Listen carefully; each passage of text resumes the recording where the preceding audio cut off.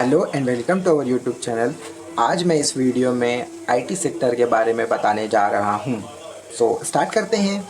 तो सबसे पहले हम लोग रेवेन्यू कंट्रीब्यूशन चार्ट देखेंगे, वो भी हर एक कंट्री का कितना कंट्रीब्यूशन है आईटी सेक्टर में। उसके थ्रू समझेंगे कि किस कंट्री मतलब कौन सी कंट्री आईटी सेक्टर के थ्रू सबसे ज़्यादा पैसा अर्न कर रही है। ये चीज़ हम लोग एक चार्ट के थ्रू देखेंगे। चलिए आइए हम शुरू करते हैं। इस चार्ट के अंदर जो दिया गया है आईटी सेक्टर का, जो वर्ल्ड की मतलब जो कंट्रीज़ है उनके द्वारा जो रेवेन्यू जनरेट होता है आईटी सेक्टर में, ये परसेंटेज वाइज दिया गया है। और हम यहाँ क्लियरली देख सकते हैं कि नॉर्थ अमेरिका का 49.7% कंट्रीब्यूशन के साथ इस चार्ट के अंदर वो राजा बन के बैठा हुआ है। और ये तो होना लाजमी था, बिकॉज देखिए आईटी सेक्टर में जितनी भी बड़ी बड़ी कंपनियां हैं ये अमेरिका में ही है। और ये मानना ही पड़ेगा, जैसे गूगल, यूट्यूब, ये जो बहुत ही बड़े बड़े नाम है, फैंग कंपनी में माने जाते हैं। तो ये देख ही सकते हो आपकी सारी कहाँ पे शुरू हुई है, ये सारी चीज़ नॉर्थ अमेरिका में। दैट्स वाई 49.7% तो उनका नंबर होना ही था। ठीक है, अब हम देखेंगे अदर कंट्रीज़ का कितना कंट्रीब्यूशन है। यूके का 15.6% कंट्रीब्यूशन है रेवेन्यू चार्ट में। हम लोग देखेंगे इम्पोर्टेंट बात हमारे इंडिया को। तो इंडिया का जो कंट्रीब्यूशन है वो 2.1% है पूरे वर्ल्ड के अंदर आईटी सेक्टर के रेवेन्यू जनरेट करने का। अब हम ये देखेंगे कि 2.1% का इंडिया के अंदर कितना इफेक्ट है आईटी सेक्टर के थ्रू। अभी भी देखा जाए तो इस चार्ट के जो नंबर लिखे हैं, इस हिसाब से इंडिया जो जो पॉपुलेशन के साथ इतनी बड़ी कंट्री है, उस हिसाब से 2.1% जो नंबर है वो ठीक ठाक है। बट ये आगे जाकर बहुत अच्छा ग्रो होगा, सब लोगों को बिलीव है। और अब लोग देख ही रहे हैं कि आईटी सेक्टर कितना पंप होने लगा है। हम लोग देखते हैं कि आईटी सेक्टर जो 2.1% है उसका इंडिया के अंदर कितना इफेक्ट है। हम लोग देखते हैं इसके लिए हमें क्या करना पड़ेगा। ये वीडियो के आगे आपको पता चल ही जाएगा, देखते रहिए, बहुत मज़ा आने वाला है आप लोगों को।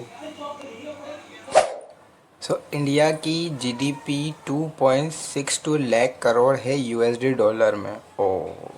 क्या ये छोटा नंबर है? नहीं, ये बहुत बड़ा नंबर है।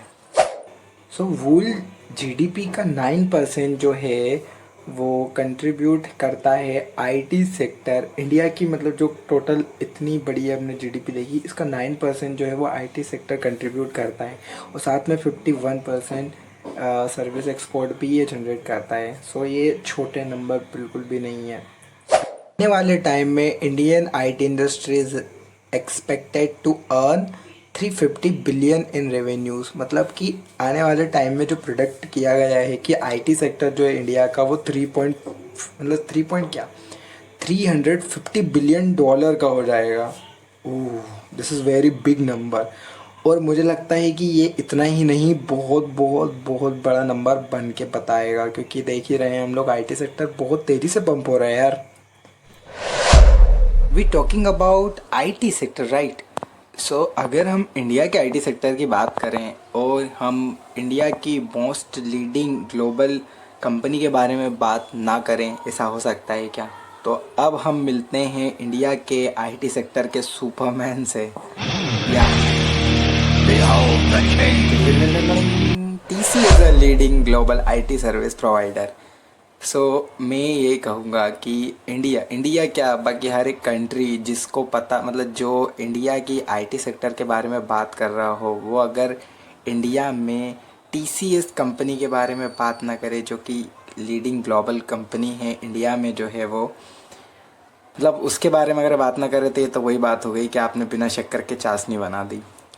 इंडिया में जो सबसे बड़ी, मेरे हिसाब से नहीं, बाकी आप देख ही सकते हो सारी चीज़ों को देखकर, कि सबसे बड़ी जो कंपनी है वो टाटा कंसल्टेंसी सर्विस ही है। TCS is a most leading company in IT sector जो इंडिया में अभी है, और ग्लोबली उसका जो बोलबाला है वो भी आप देख ही सकते हैं। हम लोग आज इसी के बारे में देखने जा रहे हैं।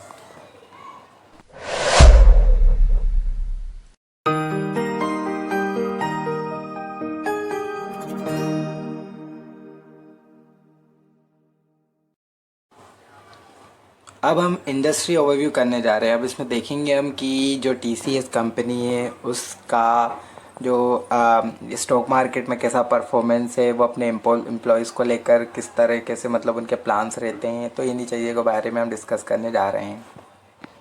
ये है stock performance in last 3 years. तो यहाँ पे जो देख सकते हैं कि निफ्टी 50 जो है वो 2019 टू 2022 में 33% ग्रो हुआ है। बट यहाँ पे आप साइड लेफ्ट हैंड साइड देख सकते हैं कि TCS जो कंपनी है वो 2019 टू 2022 तक में 42% के रिटर्न्स दे चुकी है। तो ये जो निफ्टी 50 इंडेक्स है उससे भी ज़्यादा परसेंटेज का यहाँ पर इसने प्रॉफिट प्रोवाइड कराया है। और अब यहाँ पे हम देख सकते हैं कि पिछले 3 साल में जो पूरे निफ्टी के अंदर आईटी इंडेक्स, मतलब निफ्टी का जो आईटी इंडेक्स है उसने कितना पूरे टोटल मिलाकर 2019 टू 2022 में 70% ग्रोथ दिखाई है। बट TCS एक अकेली कंपनी जिसने 2019 टू 2022 तो 42% ग्रोथ दिखाई है, जो कि बहुत बड़ा नंबर है देखा जाए तो, कि सारी कंपनियां मिलकर कंट्रीब्यूट कर रही है 70% का, और अदर TCS अकेली जो कंपनी है वो 42% ग्रोथ कर रही है 3 साल में। इसी के साथ TCS is a debt free company. इसका मतलब क्या है कि जो TCS कंपनी है वो कर्ज मुक्त है, मतलब उस पर कुछ भी कर्जा नहीं है। ये सबसे अच्छी बात है इस कंपनी में। लोगों का ट्रस्ट, ट्रस्ट क्या है यार, अब ट्रस्ट तो रहेगा ही, बट ये बहुत अच्छा पॉइंट है। और ये सबसे मतलब जनरेट्स हाई कैश फ्लो, इसने सबसे ज़्यादा कैश फ्लो जनरेट किया है। ये हम देख ही सकते हैं कि अदर सेक्टर्स टोटल मिलाकर 70% ग्रो हुआ है, लेकिन अकेला TCS ने 42% की ग्रोथ दिखाई है। तो ये अकेला एक जनरेट कर रहा है, अलग ही तरीके का कैश फ्लो जनरेट कर रहा है, और लोगों का भरोसा इस पर ज़्यादा इसलिए भी बना हुआ है क्योंकि ये एक डेट फ्री कंपनी है, और इसीलिए लोग इसमें बने हुए हैं। काफ़ी लॉन्ग टर्म से लोगों ने इसमें इन्वेस्ट किया हुआ है, जो अभी भी शायद TCS स्टॉक से जुड़े हुए हैं। मार्च 2019 से लेकर मार्च 2022 तक कंपनी का टोटल रेवेन्यू चार्ट यहाँ पर दिया हुआ है, जो कि 9% की ग्रोथ लेवल से बढ़ रहा है। साथ ही कंपनी के नेट प्रॉफिट की बात करें तो ये भी 7% की ग्रोथ के साथ बढ़ रहा है, जो कि बहुत अच्छे नंबर हैं। किसी कंपनी का ग्रोथ चार्ट अगर इस तरीके से दिखता है तो कंपनी बहुत ज़्यादा ट्रस्टेबल हो जाती है इन्वेस्ट करने के लिए लॉन्ग टर्म पर्सपेक्टिव से। क्या आप जानते हैं कि इंडिया के अंदर करंट में 50 लाख प्लस एम्प्लॉयज़ है आईटी सेक्टर के अंदर। वैसे तो ये ज़्यादा बड़ा नंबर नहीं है, बट फिर भी 50 lakh plus employees IT sector में होना भी इंडिया के लिए बहुत अच्छा है, मतलब गुड न्यूज़ है, गुड मतलब अच्छे संकेत हैं। और ये आईटी सेक्टर के अंदर ये एम्प्लॉयमेंट बढ़ता ही जाएगा, बिकॉज ये जो फील्ड है ये अब बहुत तेज़ी से ग्रो कर रही है। जहाँ तक बात की जाए TCS की, so TCS continuously focused on adding new clients, introducing customised services for its client. तो TCS का सबसे बड़ा और मेन गोल यही है कि वो अपने कस्टमर्स को अच्छी तरीके से सर्विस प्रोवाइड कराए। इस चीज़ के साथ अब जो TCS है वो न्यू एम्प्लॉयज़ पर फोकस कर रहा है। लगातार कंपनी के अंदर न्यू एम्प्लॉयज़ ऐड किए जा रहे हैं, और अब TCS ने हर साल एक ऐसा कैंप के लीजिए कि ऑन किया है जिसमें जो आईटी सेक्टर्स में इंटरेस्टेड लोग हैं, ये मैटर नहीं करता है कि वो CS फील्ड से हैं या फिर मैकेनिकल फील्ड से या इलेक्ट्रॉनिक फील्ड से हैं, बस जिनका आईटी सेक्टर में कमांड है और वो इंटरेस्टेड हैं और उसमें वो कंट्रीब्यूट कर सकते हैं, सो उनके लिए एक प्लेटफॉर्म बनाया गया है। हर साल उसमें एम्प्लॉयज़ अपना फॉर्म सबमिट करके और इंटरव्यू देकर, और अगर वो एप्लीकेबल है तो वो TCS ज्वाइन कर सकते हैं। सो ये भी एक लमसम टॉपिक है, इसको मैं किसी अदर वीडियो में बताऊंगा, बट ऐसा प्लेटफॉर्म भी TCS ने जनरेट कर दिया है, और TCS ही नहीं सारी कंपनियों ने ये प्रोवाइड करना शुरू कर दिया है अब इंडिया में भी और अदर जगह पे भी। बात करें TCS की स्ट्रेंथ की, सो TCS में लो एट्रिशन रेट है। एट्रिशन रेट क्या है? एट्रिशन रेट ऐसा है कि जब हम किसी कंपनी का एट्रिशन रेट अगर हाई देखते हैं तो वहाँ पे एम्प्लॉयमेंट जो होता है ना वो एक मतलब जो बना हुआ रहता है एक लेवल के लिए, वो लेवल बना नहीं रह सकता है। जो एम्प्लॉयज़ होते हैं उनका ट्रस्ट हमेशा ऊपर नीचे होता है, और वो काफ़ी सारी कंपनियों में देखा गया है कि जिस कंपनी का एट्रिशन रेट अगर ज़्यादा होता है तो वहाँ पे एम्प्लॉयज़ जो हैं वो कंपनी में स्टे नहीं कर पाते हैं। और डाइवर्सिफाई क्लाइंट्स, मतलब हर तरीके यहाँ पे कंपनी के अंदर इतने एक नंबर मेरे को करेक्टली अभी याद भी नहीं है, लेकिन काफ़ी ज़्यादा एम्प्लॉयज़ हैं, और इसका देख ही सकते हैं आपकी हाईएस्ट 100 मिलियन क्लाइंट्स कंपनी के अंदर वर्क कर रहे हैं। कंपनी के सिर्फ एक जगह नहीं, कंपनी मतलब ग्लोबल कंपनी है, तो आप समझ ही सकते हैं कि ये तो कोई पॉइंट ही नहीं हुआ। और हम बात करें टीसीएस की, सो टीसीएस के हम ये पॉइंट्स में तो बात कर ही नहीं सकते स्ट्रेंथ की। नंबर है, डाटा इतना ज़्यादा है कि कोई अगर पर्सन पूरी लाइफ भी अगर लगा देगा डाटा को कलेक्ट करके एनालिसिस करने में तो शायद उसे कम पड़े। ये तो हम किसी मतलब जो डाटा हमें प्रोवाइड कराया गया है गूगल के थ्रू या सारी चीज़ों के थ्रू, हम उसी को यहाँ पे डिस्कस कर रहे हैं। सो या कंपनी के अंदर बहुत पावर है, वेरी स्ट्रॉन्ग कंपनी है, मोस्ट लीडिंग कंपनी है। कंपनी सिर्फ एम्प्लॉयज़ को एड ही नहीं करती है बल्कि कंपनी देख ही सकते हैं आप, the company has declared bonus thrice between 2006 and 2018। सो 2006 से 2008 के बीच में कंपनी ने 3 बार बोनस डिक्लेयर करा है अपने क्लाइंट्स के लिए। जो इस सेशन के पहले के होंगे उनके लिए भी काफ़ी बोनसेस पहले भी डिक्लेयर किए गए होंगे, लेकिन 2006 से लेकर 2018 के बीच में भी काफ़ी बार बोनस डिक्लेयर करा गया है कंपनी के थ्रू।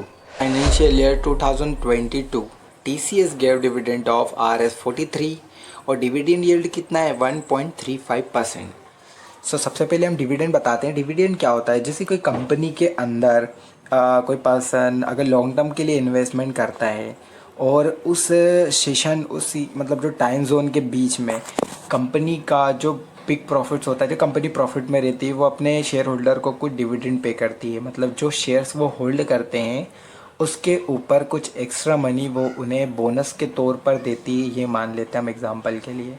सो मान लेते हैं अगर किसी का किसी ने स्टॉक बाय करा था 100 रुपीज़ में और कंपनी का स्टॉक उसने 1 साल होल्ड करके रखा और उस साल के पूरे 1 साल के बीच में 2 बार 5-5 रुपये का डिविडेंड उसे मिला, तो अब उसका जो 100 रुपीज़ का शेयर था उसका जो प्राइस इंक्रीज़ हुआ डिक्रीज़ हुआ है वो चीज़ तो मैटर ही नहीं करती है, बट उसमें 10 रुपीज़ डिविडेंड का ऐड हो जाएगा। सो यही डिविडेंड मिलता है। और ये डिविडेंड का प्रॉफिट कौन ले सकता है, जो लॉन्ग टर्म इन्वेस्टर होते हैं। शॉर्ट टर्म के लिए ये टाइम मतलब ये नहीं कहा जा सकता है कि उनको डिविडेंड मिलता होगा। सो इसीलिए इन्वेस्टमेंट एक अच्छी बात होती है। अगर किस मतलब करना चाहिए इन्वेस्टमेंट, अगर कर सकते हैं तो। सभी के लिए इन्वेस्टमेंट भी पॉसिबल नहीं है। सो या mister Natarajan Chandrasekaran TCS company के चेयरमैन हैं। उनके बारे में गूगल पर हर एक जानकारी ले सकते हैं। And sir mister Rajesh Gopinathan company के CEO हैं और मैनेजिंग डायरेक्टर हैं। प्लीज़ सपोर्ट टू सब्सक्राइब और शेयर। अगर आपको ये वीडियो थोड़ा सा भी अच्छा लगता है या फिर आपको कुछ सीखने को मिलता है तो प्लीज़ इसे सब्सक्राइब करें और मुझे सपोर्ट करें। मैं आपसे और इससे ज़्यादा कुछ मांग भी नहीं रहा हूँ, सिर्फ एक रेड बटन आपको दबाना है। Thank you so much.